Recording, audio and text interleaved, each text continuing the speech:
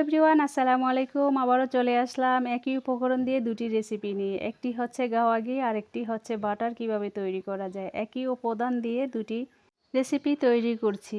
আশা করছি ভালো লাগবে। শুরু থেকে শেষ পর্যন্ত দেখবেন, তাহলে বুঝতে পারবেন কিভাবে তৈরি করে নিয়েছি গাওয়া ঘি এবং বাটার।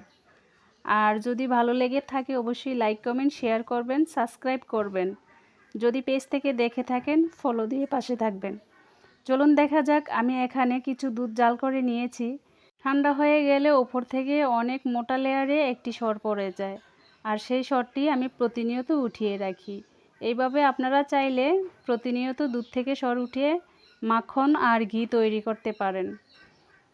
তো আপনারা যদি এভাবে না পারেন তাহলে দুধ জাল করে নিয়ে ঠান্ডা হলে বোতলে ঝাঁকিয়ে ঝাঁকিয়ে এইভাবে মাখন তুলে নিতে পারেন। দেখুন কত সুন্দর সর, এখানে অনেকগুলি সর, আর অনেক দিনে আমি জমিয়েছি। এখন আমি একটি ব্লেন্ডারে ফেটিয়ে নিব। ব্লেন্ডারে সর দিয়ে আর এখানে দিয়ে দিছি ফ্রিজ থেকে ঠান্ডা পানি। এখন ব্লেন্ড করে নিব। আর আপনারা যদি চান সরাসরি দুধ থেকে তৈরি করার জন্য, তাহলে দুধটা জাল করে ঠান্ডা করে বোতলে ভরে ফেটিয়ে নিলেই কিন্তু আপনাদের মাখনটা বের হয়ে যাবে।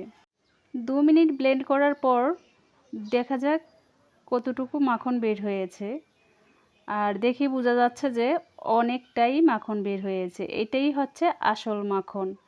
পুরোপুরি মাখন উঠে গেছে। এখন আমি এক এক করে বাটিতে ঢেলে নিব এইভাবে।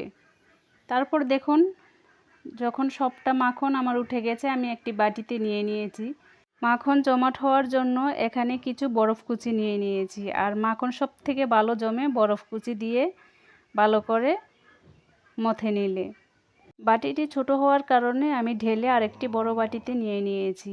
এখন বরফ কুচি দিয়ে ভালোভাবে হাতে ফেটিয়ে নিব। 2-3 মিনিট হাতে এভাবে বরফ কুচি দিয়ে মথে নিলে অনেকটা জমাট বেঁধে আসবে। আর তখনই মাখনের গায়ে পানি লাগবে না, ঝরে যাবে। এখন উঠিয়ে নিচ্ছি। এই ঘিয়ের অনেক মূল্য, অনেক দাম।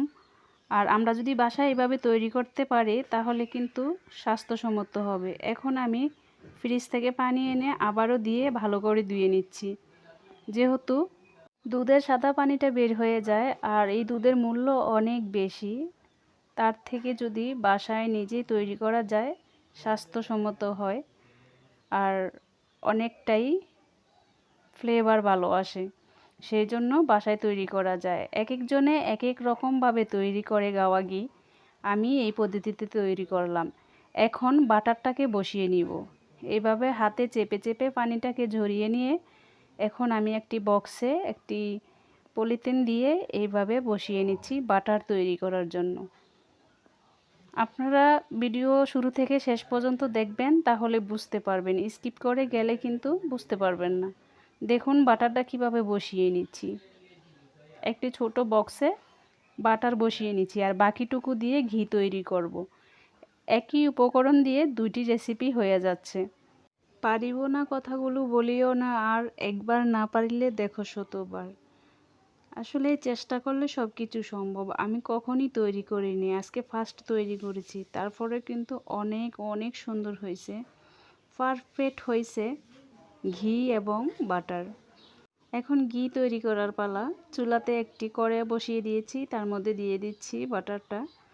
এই বাটারটা আস্তে আস্তে গলে যাবে। তবে ঘি তৈরি হতে বেশি সময় লাগে না, 2-5 মিনিট হইলে হয়ে যায়।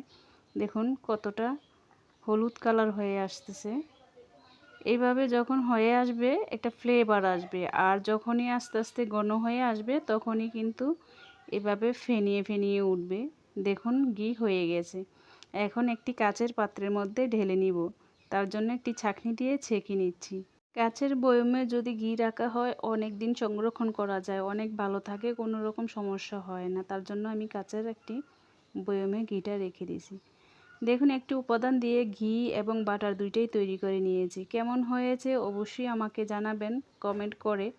এই ঘিটা 2 থেকে 3 মিনিট পরেই জমে যাবে। দেখুন কতটা জমে গেছে, আর এদিক থেকে বাটারও জমে হয়ে গেছে। আমি ডিপে রেখেছিলাম আর একদম জমে বাটার হয়ে গেছে।